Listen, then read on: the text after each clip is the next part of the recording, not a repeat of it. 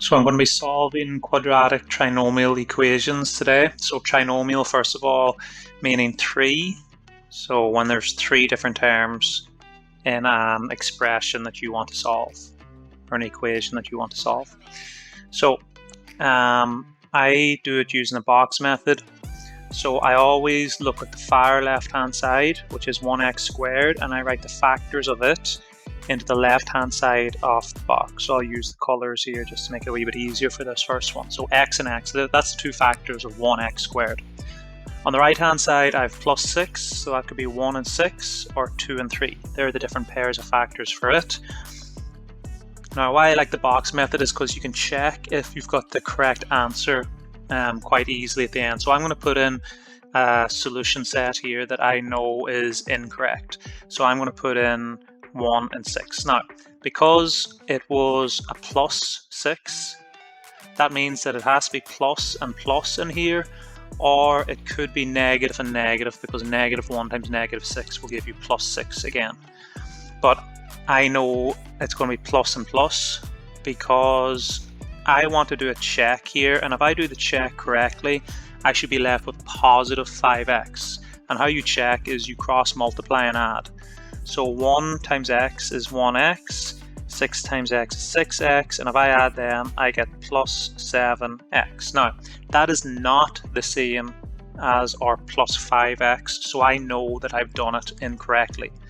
So what that means is that I go back to the drawing board here, and I try a different set of factors. So I'm going to try plus 2 and plus 3. So you can kind of see where this is going. 2x plus 3x is going to leave me with 5x, and I know then that that is correct because it matches the positive 5x here. Now, what I do with the box then is I put a bracket around the top line and write it out here, so x plus 2, and I put a bracket around the second line, x plus 3 is equal to 0. Now this, once you practice this a few times, it's very straightforward, and you're able to do a lot of this without needing to show any of this work here. You'll be able to do a lot of it in your head. But I'll solve this one out fully. We're being asked to solve this quadratic trinomial. So that means that x plus 2 is equal to 0, or x plus 3 is equal to 0. Because the two of them multiplied by each other equals to 0. So that means both of them are going to be equal to 0. And I am going to solve it like a normal linear. So I'm going to subtract 2 from both sides here, and that leaves me with x is equal to minus 2, and subtract 3 from both sides, x is equal to negative 3. So there are my two solutions for that quadratic trinomial. So next example, I'm going to look at 5 examples altogether, progressively getting maybe a little bit more difficult. The next one again, you can see I'm going to start off with x and x again because that's the factors of x squared. And for 12, it could be 1 and 12, 2 and 6, 3 and 4. Again, I won't always write this work out to the right-hand side, just to show you that it's straightforward to use. Now, it's still a plus 12, so as I said, that means it's either going to be positive, positive. But if you try and think ahead to the time when you're going to be cross-multiplying, and we want to try and get negative 7x, it kind of tells you, you should know from that it's going to be negative and negative for the factors of 12. So negative and negative there, and I want the ones that when I cross multiply and add them or subtract them, whatever you want to think about it, is going to leave me with negative 7. So I can see again 3 and 4 should work out fairly well. So negative 3 times x is negative 3x, and negative 4x. That leaves me with negative 7x. So I know that that's correct again because it matches my middle term here. And again, with my brackets, that means x minus 3 times x minus 4 is equal to 0. X minus 3 is equal to 0, or x minus 4 is equal to 0. And again, I'll show out this work fully for another example. And I'm left with x is equal to 3, or x is equal to 4. My two solutions for this quadratic. You'll usually get two solutions. Sometimes you'll get one. We'll discuss that in a different video. So again, here, straightforward, x. The difference with this one is that I have a negative 15 here. So if I have a negative 15 and I want to multiply two factors of 15 to get negative 15, so it could be minus 3 and plus 5. My point is that I know that's going to have to be a negative and a plus here.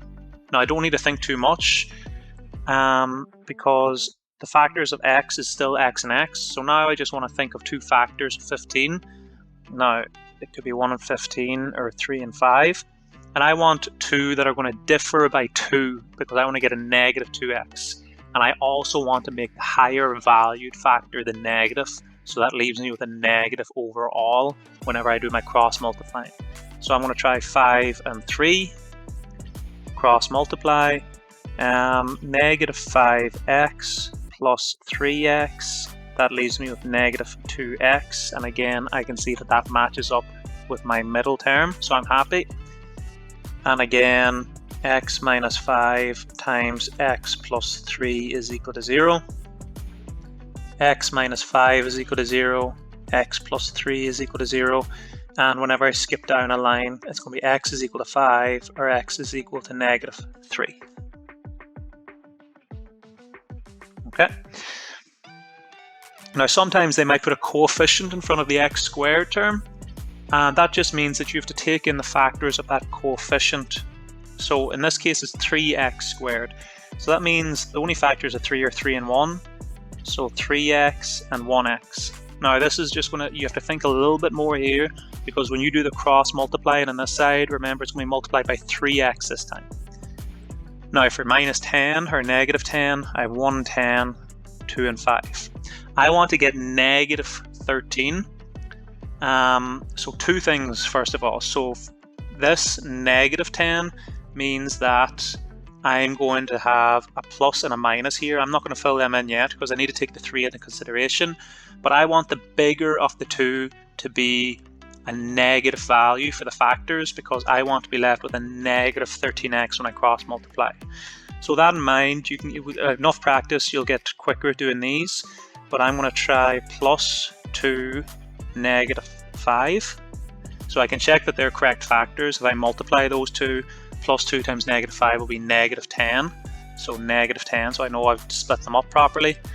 And now if I do my check, 2x minus 15x. So minus 15x, positive 2x, negative 13x, which is what I'm looking for. Again, I know that that's correct because negative 13x. And I have 3x plus 2 and x minus 5 is equal to 0. So 3x plus 2 is equal to 0, x minus 5 is equal to 0.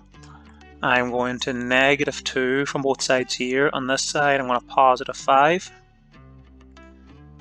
So 3x will be equal to negative 2, x will be equal to 5. And one last bit of work to do. I'm going to divide both sides by 3 here. And I'll be left with x is equal to negative 2 over 3, x is equal to 5. Last example. This one I just wanted to write a bit differently. It's still a quadratic trinomial. There's 3 terms and there's an x squared. What I don't like is that it's a negative x squared term. It just makes it a wee bit more awkward. So I'm going to try and get rid of the negative. And also I can notice the fact that there's a highest common factor with these 3, with the constant 30 and the 2 coefficients. There's highest common factor there of 2. So because this is an equation, I can divide everything by negative 2. And when that happens, I'm left with negative 15 plus 7x plus 2x squared is equal to 0. And I can just rewrite it then. 2x squared plus 7x negative 15 is equal to 0. It's a lot easier to work with now. So my box, it has to be 2x and x. And 15, we know it's either going to be 1 and 15 or 3 and 5. This is negative 15. So I want the positive value to be the bigger value, so that when I cross multiply, it should leave me with a plus 7x. So I put in plus 5 and minus 3, so 2x times plus 5 is 10x, minus 3 times x is negative 3x, and that leaves me with plus 7x. And I know that that's correct. Just the last bit of solving then, 2x negative 3 times x plus 5 is equal to 0. 2x negative 3 is equal to 0. X plus 5 is equal to 0. 2x will be equal to 3 when I add 3 to both sides. I'm then going to divide across again by this 2. I don't want to know what 2x is, I want to know what x is. So x is equal to 3 over 2, or x is equal to negative 5. Thanks for watching.